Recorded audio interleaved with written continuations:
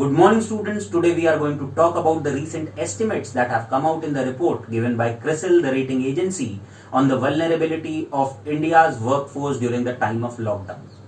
This report tells us that India's GDP growth is going to be reduced to 1.8% in the financial year 2021. And it also estimates that in terms of the size of GDP, India is going to permanently lose 4% in terms of the real GDP.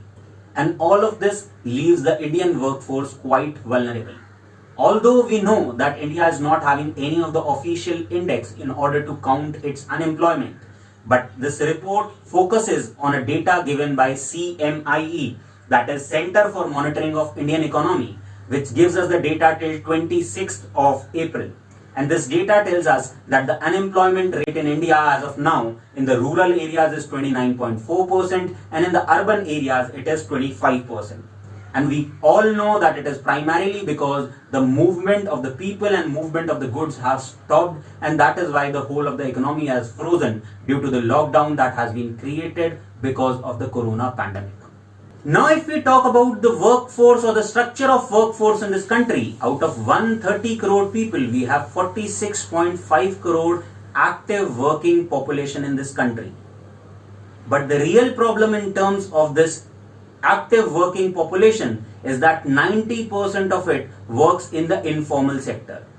Informal sector is the sector which includes casual labor, that is Dhyadi Mazdoor what we call it, or the people who are self-employed, or the people who are on salary or wages but as a contractual labor in the organized sector.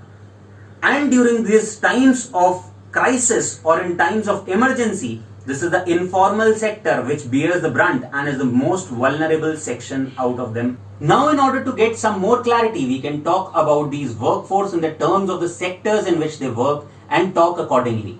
So the first sector which we will talk about is the primary sector. We all know that the primary sector is dominated by agriculture, and almost 20 crore people are employed in the agriculture itself, which is 45% of the total working population.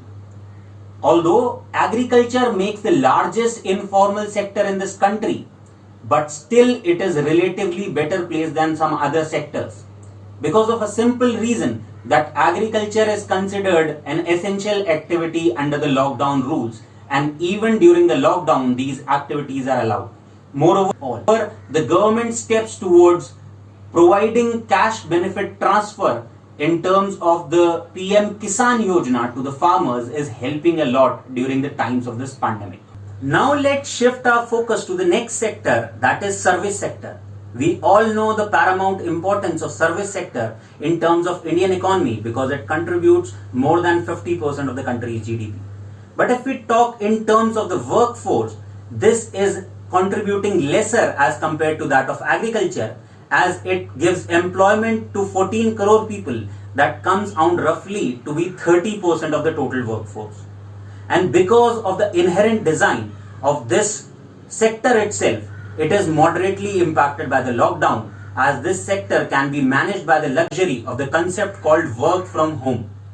But even in this sector, there are certain subsectors such as transport sector, fooding sector, accommodation sector. These are highly vulnerable to the job losses. And remember friends, in this whole tertiary sector or service sector, these were the subsectors which were primarily giving employment to large number of people. So the vulnerability in this section or this sector is also moderate. Now at last we will talk about the sector which is the most vulnerable sector due to the lockdown, and that is the secondary sector, of if we can call it the industrial workforce which is involved into it. Because this sector depends on the large movement of people and goods, and the lockdown has created such conditions that this movement is quite not possible. That is why this is the sector which is going to be most vulnerable. And in this also, the most affected subsectors will be manufacturing and construction, which will be having huge job losses. Although construction can be expected to bounce back after the lockdown, but other sectors will be seeing a very vulnerable workforce for a very long period. So the most critical question now is that what the government is doing in order to reduce the vulnerabilities of the workforce.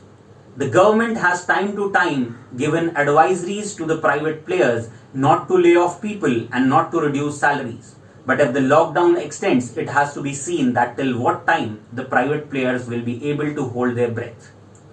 Moreover, the permanent solution to it can only be possible if the government announces a stimulus or a package similar to that what it has done for the poor people, so that businesses can remain afloat and provide security to its workforce. Thank you.